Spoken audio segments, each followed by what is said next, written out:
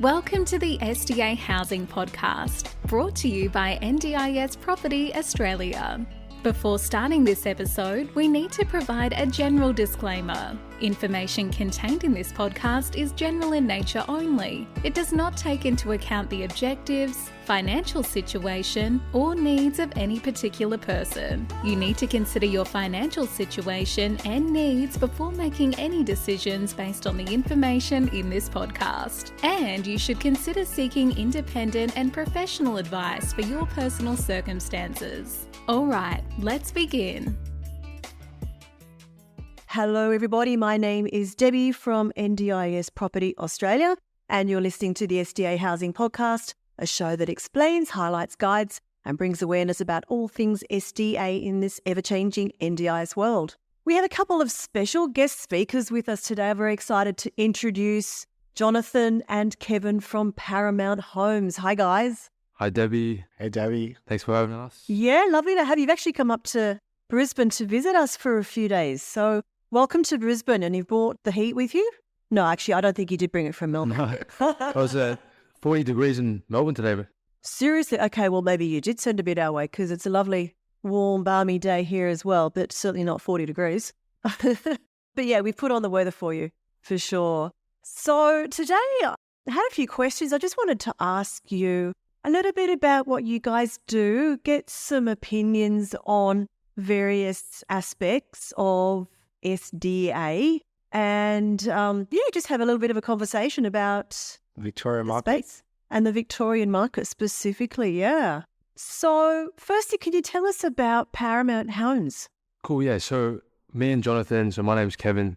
Nice to meet you all. We started Paramount around 2 years ago. And sorry, I should say Paramount Disability Paramount Homes. Disability Homes, Yeah, correct. get it So right. that's our actual name. And we've been in the SDA space for almost 2 years. Paramount, what we mainly do is, so we're an SDA provider, and we mainly do homes. So we do the procurement process, find tenants for homes, and then manage the ongoing lease. And as Debbie says, the ever-changing NDI space, we've seen, major changes every 3 months. So, currently there's a lot of homes being built in the greenfield estates. So we're, doing a lot of work in those greenfield areas. And we've, had a lot of observations, which we'll probably talk about in this podcast. Fantastic. All right. Now, what or who is Vital Haus? Spelt Vitalhaus. Yes, a little bit of a different spelling, a bit of a difference. So, yeah, Vital Haus will be a branch from Paramount. So it'll be an SDA provider as well. But with that business, we will be specifically tackling apartment projects. So the reason why we've chosen to split off the two companies is because the procurement process is completely different. It's a different product. The way we work with the care providers, so the SIL providers on the site, it's a complete different model. So that's why we've decided to split it up. And Vital will be launching in December this year, which will be very exciting for us. And yeah, we've got a few projects coming along early next year, starting construction. That'll be very exciting. Brilliant. So I like that you're separating the two, because you're right. It's a very different product. A house, villa, apartment, they all take completely different, I'd imagine. Obviously, we don't deal with the SDA management side nor the care provider side, but they're very different animals. Oh, yeah. So interesting that you've chosen to do that. I think it's a great idea. Now, obviously, you're based in the Melbourne market, and there's been a lot of talk recently about supply and demand, not just in Melbourne, but all over Australia. But we are doing a lot, and we have had a lot happening in Melbourne. So talk to us more about areas of SDA need, demand in Melbourne. Yeah, sure. So SDA need in Melbourne, obviously Melbourne has unfolded very quickly with a lot of, investors coming along, especially in the greenfield estates, but still the major areas of SDA need. So there's still a lot of demand anywhere within, I would say, the 15K radius of Melbourne CBD. And there's still quite a lot of demand. We're finding, especially in the eastern region, in the northeast pocket. So for east, it stretches all the way to Lilydale, to the southeast, probably not past Dandenong. we're still seeing quite strong levels of demand. But obviously, there isn't too many SDAs being constructed in those areas just because of the cost of capital for land. So that's why we'll probably talk about apartments and the feasibility for apartments in those spaces, which probably normal investors won't be able to tackle. Yeah, especially on the Lilydale train station line. There's a lot of demand there from Box Hill to Ringwood. Cool. Okay, good to know. So on the other hand, where are the no-go zones? Yeah, great Where we questions. where we got all that oversupply happening? Yeah, so look, honestly, right now there is a huge oversupply in most, if not all, of the greenfield estates. Look, Melbourne West, everyone is probably very familiar that is oversaturated. But, even areas like Geelong, so we've got a lot of development happening in Armstrong Creek, in the north. Probably John can speak about the north. Yeah, so especially around the Beveridge area, there's been so much construction there where there was no health services within 15 to 20 minutes of Beveridge, which really isn't the best for all participants. The best, going back to SDA need, I'll give you an example of why a greenfield area is not the best. Because it is a new suburb and there's emerging amenities around, the Wi-Fi isn't the best, and participants have to travel to really far away amenities. And yeah, it's not the best option for them. Just to add on to that, in areas of SDA need, so we'll see a lot of participants actually holding on to their SDA funding, especially in the inner regions of Melbourne. It's very hard to sort of convince them to move to outer areas or outer regions because they have to, first of all, reconnect some of the disability support services. They're very intertwined in that community that they're used to. So it's very hard to move them further out. And John has been one of the property managers at Paramount, and he, has done some inspections. Maybe you can tell them about the story in Cranbourne. Yeah, so did an inspection last week with a pretty big SDA provider, just showing him the properties that we manage. And across the road was 3 SDA properties that were under different management.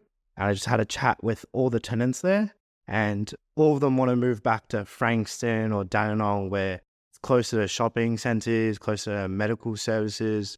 And in Cranbourne, the closest hospital is the Clyde Hospital, which is still 25 minutes away. So yeah, not the best place to live.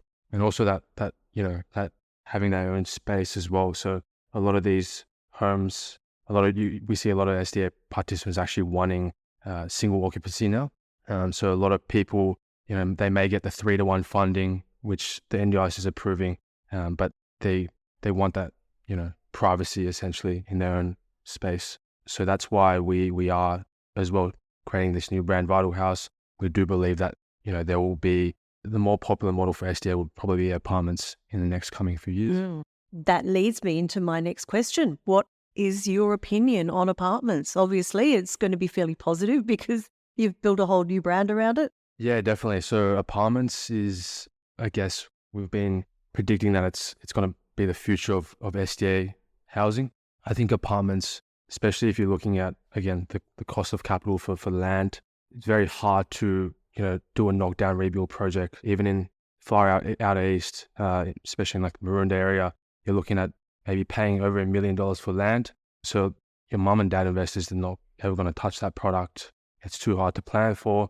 So that really leaves you to only, the developers who are, either building an apartment project and they can incorporate, 10% SDA or like a full SDA dwelling within that 15K radius of Melbourne.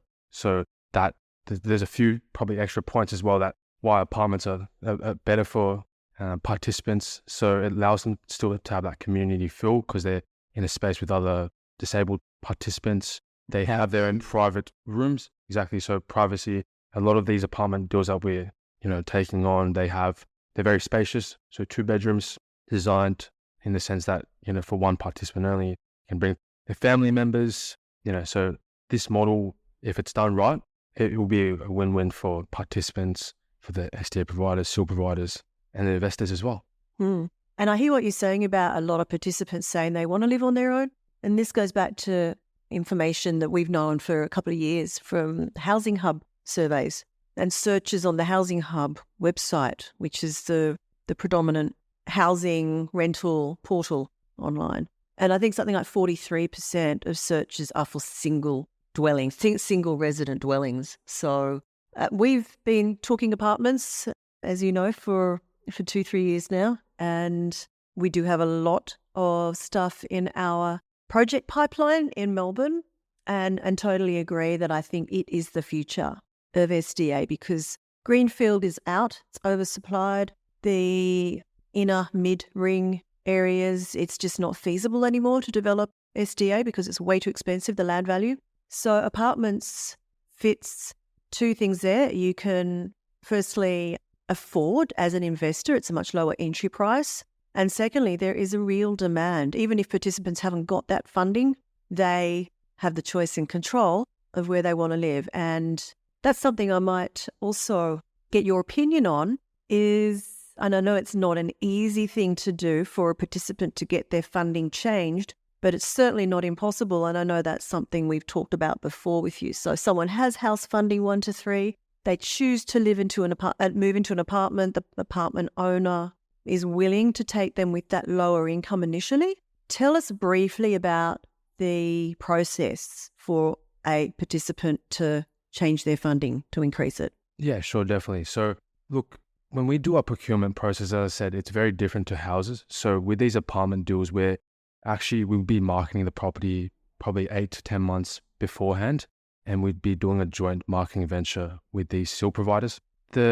As Debbie says, so a lot of participants don't have apartment funding. A lot of them will have, villa funding, 3-to-1, house funding, whatever it is. So they may not have the right funding when they move in or, when they apply their expression of interest. But what we can do is apply for a change of circumstances. So why we start again very early on is because we want to get that change of circumstances, put in place before they move into the property.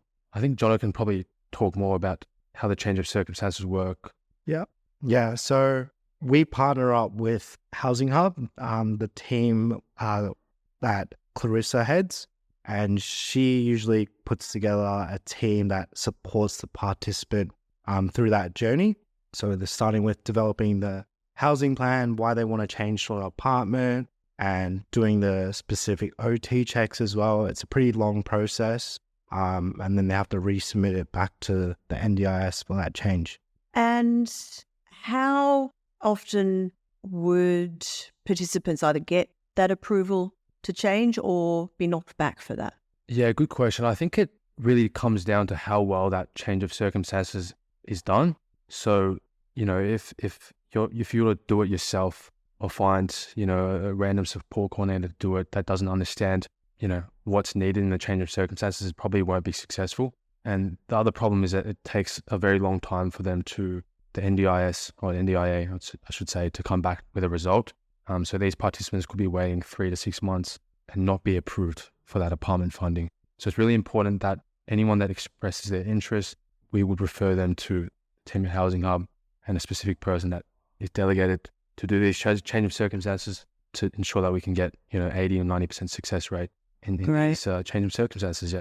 And I'd imagine too that a big part of it is going to be proving why they should obviously have their funding increased. And a lot of that, I would imagine, would be around the fact that that is the location that participant wishes to live in, probably because that's where they've grown up, where their families are, where their supports are, and there are just no suitable property types that their funding is valid for, no houses or villas available. Yeah. Could that be one of the main reasons? I think so, yeah, definitely. I think why a lot of people don't originally have the apartment funding is because I think people that get funded with apartment funding usually display strong needs of living independently. They really like that aspect. But again, the NDIA has to realize that in these inner suburban areas, there's not going to be any housing developments. So we're trying to push for, and I think as they see more and more people going for the change of circumstances, hopefully that process does become easier. They will approve that apartment funding. Initially. Yeah, Exactly. especially for people living in those areas. Exactly, yeah. So I think they should definitely look at what's being built. You're not going to get Precisely. Yeah. Yeah, supply and demand. Supply It and comes demand, down to the type of dwelling as well, yeah. So we touched on the SIL providers. Tell us, obviously you work very closely with a number of different SIL providers, some quite large organisations. In general, what's their feedback on SDA units? Yeah, well, for SIL providers, I think, they are currently, most of them have their SIL homes. So they're delivering their SIL supports in, their SIL houses. But some of their participants that they've looked after have gotten that SDA funding. So that means that they've got an obligation to move these participants in the SDA space. In terms of SDA units, I think they, prefer obviously the areas that they operate in. So they won't necessarily, the bigger SIL providers won't necessarily move out to greenfield estates because of staffing issue. If they've operated within 15 km of radius of Melbourne, they're probably wanting to stay there. They're not going to hire more staff to go further out. So only specific SIL providers can deliver those services in those outer areas as well. They seem to like the manor homes. Some of them like the manor homes. Do you want to explain what a manor home is? Yeah, so a manor home is essentially a small apartment complex under one roof, which from the outside kind of looks like a house. Yeah, so you might have 4 or 5 individual apartments in the building that all have their own private, entrance from a common area, and there's probably a smaller SIL unit also in the building, but it looks like a house. However, it is assessed by an SDA assessor and enrolled as apartments. Yes, exactly. And for them as well, it's easier in terms of staffing because they can hold Economies of scale, exactly. So for them, they really like that. With apartments, I think it all comes down to the feasibility.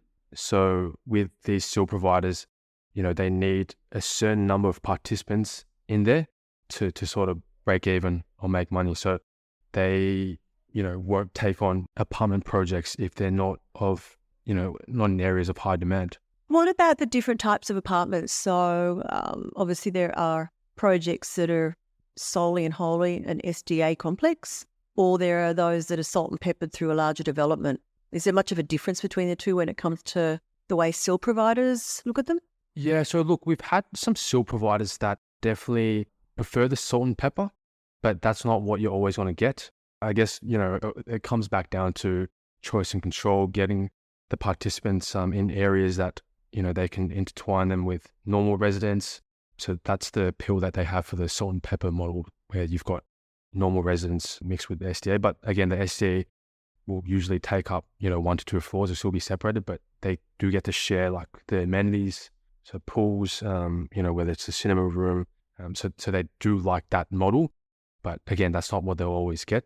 With these, sole SDA apartments, so 100% SDA apartments, what we're trying to do with Vital Haus, and I get Jonathan to explain this, is to really bring in that community feel into this, and it's really, really important. Yeah, so what Vital Haus would promote is that community engagement. So all of these apartments must have communal rooms, specific amenities just to engage everyone in the building. And we really want to enforce that community environment so everyone participants and everyone has choice and control. Yeah, whilst they get their own privacy as well. Yeah, 100%. So obviously we know that the provision of SIL in an apartment complex, that on-site supports, the concierge model, there's been a lot of talk about that working, not working in the past. What challenges are you now seeing from SIL providers in providing that on-site supports? Yeah, great question. So I think for SIL providers, look, you need, once you get the SDA apartment funding in the plan for a normal participant, there's an extra line item which is known as unplanned supports. So with these, SIL providers, for them to run the concierge model, they have to have, a staff on site that will deliver these unplanned supports for maybe around 16 hours a day or even more. And the task that they carry is essentially like if a participant needs anything that's unplanned, really. So, getting them up, helping them make a tea, or putting on their clothes. For them, they need a draw from this line item, which is around 77 grand. But again, they need around 6 to be in there. 6 workers, six participants to be 6 there. participants Correct. to make the model feasible. model work. And that's at a minimum. So again, that's why we do our procurement process in advance. So we get the right SDA funding. These participants make sure that they have that line item, and if they don't, we apply for it. So they still, again, can operate, Can make it work. essentially. Yeah. And again, for the apartment projects, participants will still have choice and control over who they choose as their plan supports. So their one-to-one supports. Sometimes it will be the company operating the concierge. Sometimes it's not. And we still want to make sure that they have that choice and control. Yeah. So I think for people listening to this, investors, if you're looking at buying an apartment and you're still not quite sure how that works, so a participant will have their own support staff who will be looking after them, whether it's 24/7 or whether it's, for a lesser number of hours in the day. And as Kevin just said, it can either be the company providing the on-site supports in the apartment complex, or they can still keep their own carers, but tap into those on-site supports if and as when needed. Yeah, exactly. So it actually comes to a win-win situation for the participant and the providers. For example, if I'm a participant right now and I usually need 5 hours of one-to-one support, you may not be using that one-to-one support for that whole 5 hours, but you still be billed for that whole 5 hours. A lot of the unplanned stuff just, it comes at random times. So that's why it's really, really helpful to have that concierge or that OSS provider in there. So there's always someone there on site that can do these ad hoc tasks, and everyone contributes their portion from that line item to the on-site provider. And, if this model is set out and planned well, participants love it as well because they get the support they need at a lower cost. Yeah, so that's essentially the best way I can explain it. Yeah, perfect. That's sort of all my questions that I wanted to ask you. Is there anything else you wanted to add? I think that we need to understand about the whole SDA provision in Melbourne, houses, apartments. I think it will be, not too much. I think it'll be very exciting to see what will happen in the next year unfold in terms of more apartment projects and, these participants in these inner areas finally getting accommodation that's fit for them.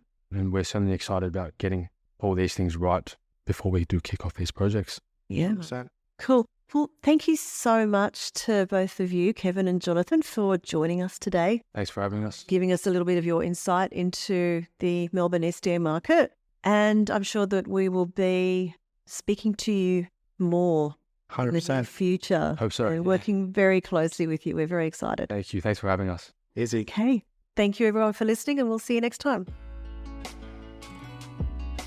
We hope you enjoyed this episode. Please make sure you are subscribed and following us so you can keep in the loop with all of our upcoming episodes. We would really appreciate it if you could leave us a 5-star rating, a written review, and to share this podcast with those that could benefit.